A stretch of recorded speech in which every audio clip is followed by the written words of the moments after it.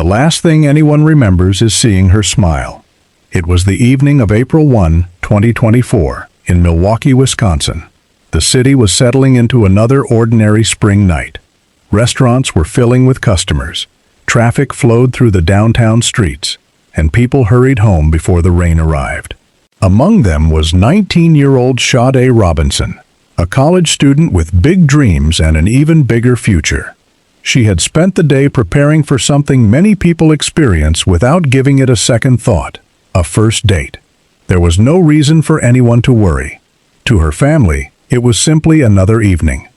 To her coworkers, she would be back for her next shift. To her friends, she was meeting someone new, and would probably have a story to tell afterward. But investigators would later believe that while Sade thought she was beginning a new chapter in her life, the man waiting to meet her had something unimaginably darker in mind. By sunrise, she would be gone. Within days, detectives would be searching through burned vehicles, examining isolated stretches of shoreline, recovering human remains scattered across multiple locations, and uncovering digital evidence so disturbing that even experienced homicide investigators struggled to process what they were seeing. This was no ordinary missing person investigation. It would become one of the most haunting murder cases Milwaukee had seen in recent years. Before we continue, it's important to remember that behind every headline, every court document, and every piece of evidence was a real young woman whose life was filled with hope. Sade Robinson wasn't defined by the way she died. She was defined by the way she lived. At just 19 years old, she was weeks away from graduating with a degree in criminal justice. She had already begun taking steps toward joining the United States Air Force, meeting with recruiters, and planning a future built on discipline, service, and opportunity. Those closest to her described someone who worked incredibly hard, someone who refused to let difficult circumstances stop her from chasing her goals. She balanced school with a job at Pizza Shuttle, where coworkers came to know her as dependable and kind. She showed up when she said she would. She kept her commitments. She cared about the people around her. That consistency would become one of the first warning signs that something had gone terribly wrong. When Sade failed to report for work the following day, people immediately noticed. At first, they assumed something had delayed her. Maybe her phone battery had died. Maybe she'd overslept after staying out late. But those explanations quickly stopped making sense. Calls went unanswered. Text messages were never opened. Hours passed without anyone hearing from her. For someone as responsible as Sade, silence wasn't normal. It was alarming. Her loved ones wasted no time contacting police, who responded to her apartment to conduct a welfare check. Officers knocked repeatedly. They announced themselves. They waited. Nothing. The apartment showed no signs that Sade had returned after leaving for her date the previous evening. As investigators gathered the first pieces of information, one detail immediately stood out. Who had she been with? The answer pointed detectives toward 33-year-old Maxwell Anderson, the man she had met that evening. At that moment, he was simply the last known person to have seen her alive. But that would soon change. As detectives began piecing together Sade's final known movements, another emergency call came into dispatch. A witness had made a horrifying discovery near the shoreline. The caller struggled to describe what they were seeing. At first, dispatchers thought there had been some kind of misunderstanding. Then officers arrived. Near the water lay what appeared to be a severed human leg. The area was immediately sealed off as crime scene investigators searched every inch of the shoreline. Nobody knew whose remains had been found.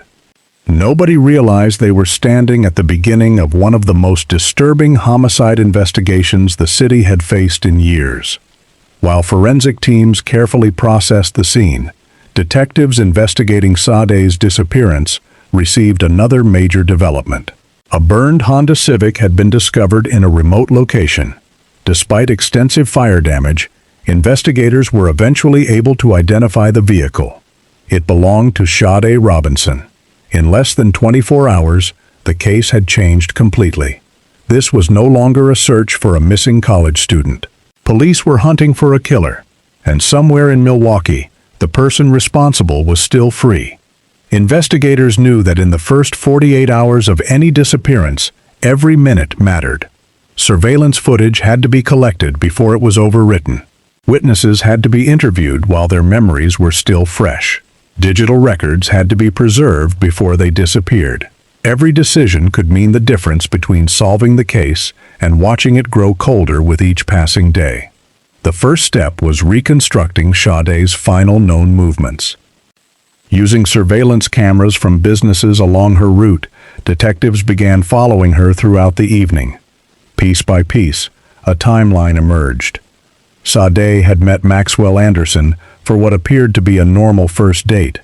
They spent time together at a local restaurant and later visited a bar. To anyone watching, nothing seemed unusual. There were no obvious arguments, no signs of panic, and no indication that the evening would end in violence. If someone had seen them together that night, they likely would have assumed they were simply two people getting to know one another. But appearances can be dangerously misleading. Detectives learned that after leaving the bar, Sade went with Maxwell toward his home. That would become the last confirmed point at which she was known to be alive. From there, the trail grew darker. As investigators continued gathering evidence, Maxwell agreed to speak with law enforcement. He acknowledged spending time with Sade that night. He confirmed they had gone on a date, but according to investigators, his account of what happened afterward raised more questions than it answered. Experienced detectives often pay attention to more than just words. They study timing, body language, and whether a person's version of events matches independently verified evidence. Inconsistencies don't automatically prove guilt, but they often point investigators toward the truth. And in this case, detectives believed the evidence was beginning to tell a story that differed sharply from Maxwell's explanations. Security camera footage became one of their most valuable tools. Cameras captured movements throughout the city, allowing investigators to compare what Maxwell said with where vehicles and phones appeared to travel. Each new recording filled another gap in the timeline. Then detectives obtained search warrants. They searched locations connected to Maxwell, looking for anything that might explain how a young woman who had simply gone on a date could vanish without a trace. What they found would transform the investigation. Forensic teams collected electronic devices, clothing, and other items for examination. Among the evidence was Maxwell's cell phone. Modern smartphones often contain detailed records of a person's life.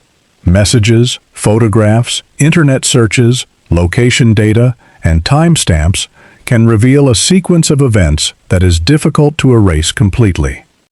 Investigators began carefully examining the contents of the device. What they discovered became some of the most disturbing evidence presented during the case. According to prosecutors, photographs stored on the phone showed Sade unconscious inside Maxwell's residence. She appeared unable to respond while images were taken of her in vulnerable and degrading circumstances. Those photographs would later become central to the prosecution's argument that Sade had been incapacitated before she was killed. Investigators also noted another chilling detail. While the photographs were allegedly being taken, a television inside the residence was playing an episode of the animated anthology series Love, Death, and Robots. Detectives documented the timing because prosecutors believed it helped establish the sequence of events inside the home. The evidence suggested that what happened was not a sudden explosion of anger. Instead, prosecutors argued it reflected deliberate actions carried out while Sade was unable to defend herself. As investigators continued analyzing the phone, they discovered additional digital evidence that helped establish Maxwell's movements during the critical hours after Sade disappeared. Cell phone records, surveillance footage, and vehicle movements began aligning into a timeline prosecutors would later present to the jury. Meanwhile, forensic experts focused on another challenge: the burned Honda Civic. Although the vehicle had been heavily damaged by fire, investigators searched every inch of it. Fire often destroys evidence, but it rarely destroys everything. Trained specialists know how to identify tiny fragments that survive intense heat. The discovery that the vehicle had been intentionally burned suggested, according to investigators, an effort to destroy evidence and delay identification. Yet even that effort failed. The car was identified as belonging to Sade. For her family, the discovery crushed any remaining hope that she had simply chosen to disappear. While investigators continued processing evidence, search teams expanded their efforts across Milwaukee County. The horrifying discovery of human remains near the lake had already confirmed that this investigation was unlike any ordinary homicide. Then more remains began appearing. Searches spread across parks, beaches, and remote shoreline locations. Each new discovery required forensic examination. Each location had to be documented with painstaking precision. Crime scene investigators photographed every inch of the area, collected trace evidence, measured distances, and searched for anything that could connect one scene to another. The process was slow, methodical, emotionally exhausting. Behind every piece of evidence was the painful reminder that a family was waiting for answers. As forensic scientists worked to identify the recovered remains, detectives continued building their case. They examined financial records, phone activity, surveillance footage, and witness statements. One witness recalled seeing unusual activity involving Sade's vehicle. Others helped investigators narrow the timeline surrounding Maxwell's movements after the date ended. No single piece of evidence solved the case by itself. Instead, prosecutors would later describe it as a puzzle made up of hundreds of individual pieces. Each photograph, each timestamp, each surveillance camera, each forensic result. Together, they painted a picture investigators believed pointed in one direction. Then came one of the most heartbreaking tasks of the investigation. Medical examiners began confirming the identity of the recovered remains. For Sade's loved ones, every update brought unimaginable grief. The young woman who had dreamed of wearing an Air Force uniform would never graduate. She would never begin the career she had worked so hard to achieve. She would never return home. As investigators prepared their findings, they believed they had enough evidence to make an arrest. On April 4, 2024, Maxwell Anderson was formally charged with first-degree intentional homicide, mutilation of a corpse, and arson. But even after the charges were filed, the investigation was far from over. In the weeks that followed, additional human remains continued to be discovered along shorelines connected to the case. Each discovery served as another painful reminder of the violence investigators believed Sade had endured. Each recovery also strengthened the forensic picture prosecutors would later present in court. By the time the case reached trial, investigators had assembled months of evidence, thousands of pages of reports, forensic analyses, surveillance footage, digital records, and witness testimony. What remained was convincing 12 jurors beyond a reasonable doubt, and the trial would expose every horrifying detail. By the time prosecutors finalized their case, they believed they had assembled a timeline that accounted for nearly every significant movement made after Sade Robinson was last seen alive. What had begun as a missing person investigation had evolved into an extensive homicide case built on digital evidence, surveillance footage, forensic analysis, and testimony from investigators who had spent months reconstructing the final hours of a young woman's life. For Sade's family, every court filing brought another painful reminder that they would soon have to relive those events in a public courtroom. The trial drew significant attention across Wisconsin.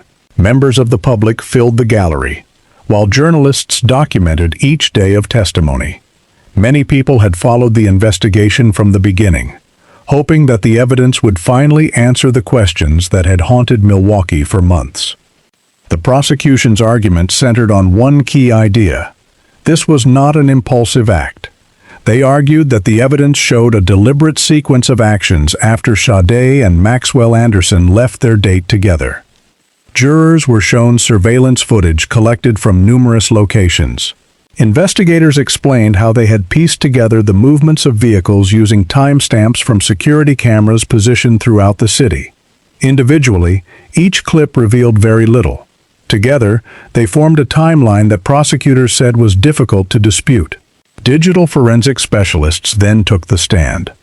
They explained how information recovered from electronic devices helped investigators establish when photographs were taken, where certain devices traveled, and how those records aligned with surveillance footage collected during the investigation. Modern technology, they explained, often creates an invisible record of a person's movements. Phones connect to towers, applications record activity, and photographs contain metadata that can help investigators determine when, and sometimes where, they were created. Those records became an important part of the prosecution's case. Forensic experts also described the painstaking work involved in processing physical evidence recovered from multiple locations. Every item had been photographed, cataloged, and tested according to established procedures. The goal was not simply to collect evidence, but to ensure it could withstand careful examination in court. Defense attorneys challenged portions of the prosecution's interpretation of the evidence, arguing that the state's conclusions relied on circumstantial evidence rather than direct eyewitness testimony. The jury ultimately had the responsibility of deciding whether the totality of the evidence proved guilt beyond a reasonable doubt. As the trial continued, Sade's family remained present. They listened as witnesses described the investigation that followed her disappearance. They sat through testimony that no family ever expects to hear about someone they love. Day after day, they returned to the courtroom, seeking the same thing they had wanted from the beginning: answers. When closing arguments arrived, prosecutors asked jurors to consider how every piece of evidence fit together. They argued that no single fact existed in isolation. Instead, each witness, forensic finding, digital record, and surveillance video supported the same overall sequence of events. The defense urged jurors to focus on the burden of proof, reminding them that a criminal conviction requires proof beyond a reasonable doubt. After hearing weeks of testimony, the jury began deliberations. For Sade's loved ones, the waiting was agonizing. Months of investigation had led to this moment. Detectives who had worked tirelessly on the case could do nothing more. Prosecutors had presented their evidence. Defense attorneys had made their arguments. Now the decision rested entirely with 12 jurors. On June 6, 2025, the jury returned its verdict. Maxwell Anderson was found guilty on all counts, including first-degree intentional homicide, mutilation of a corpse, and arson. The verdict brought an emotional reaction inside the courtroom. Although no outcome could restore the life that had been taken, it represented the conclusion of a long legal process and accountability under the law. During sentencing, members of Sade Robinson's family spoke about the extraordinary young woman they had lost. They did not describe her by the headlines or the tragedy. Instead, they remembered her determination. They remembered her kindness. They remembered her plans to graduate, to serve in the Air Force, and to build a future that had been cut short far too soon. One family member spoke about Sade's work ethic and the example she had set for everyone around her. Even after her death, they said, her determination continued to inspire them to keep moving forward despite overwhelming grief. Maxwell Anderson maintained his innocence during sentencing and stated that he intended to appeal his convictions. The court sentenced him to life in prison. Although the criminal proceedings had ended, Sade's impact on her community did not. In September 2024, a mural honoring Sade Robinson was unveiled near the pizza shuttle where she had worked. For many customers, it became more than a work of art. It was a reminder that behind every criminal case is a person whose dreams, ambitions, and relationships matter. Friends, co-workers, and community members continue to remember Sade not only for the tragedy that brought her name into the national spotlight, but for the determination she showed throughout her life. Her story also serves as a reminder of the dedication required from investigators, forensic specialists, emergency responders, and prosecutors who worked tirelessly to uncover the truth. Justice cannot erase loss. It cannot restore birthdays that will never be celebrated, careers that will never begin, or conversations that families wish they could have one more time. But it can ensure that the truth is pursued with care, evidence is examined with precision, and those responsible are held accountable through the justice system. For those who knew Sade Robinson, that pursuit of justice became a way of honoring the life she lived, a life defined not by the crime that ended it, but by the promise, ambition, and compassion that came before it. If this story reached you, share it, drop a comment, and subscribe. New case every single week.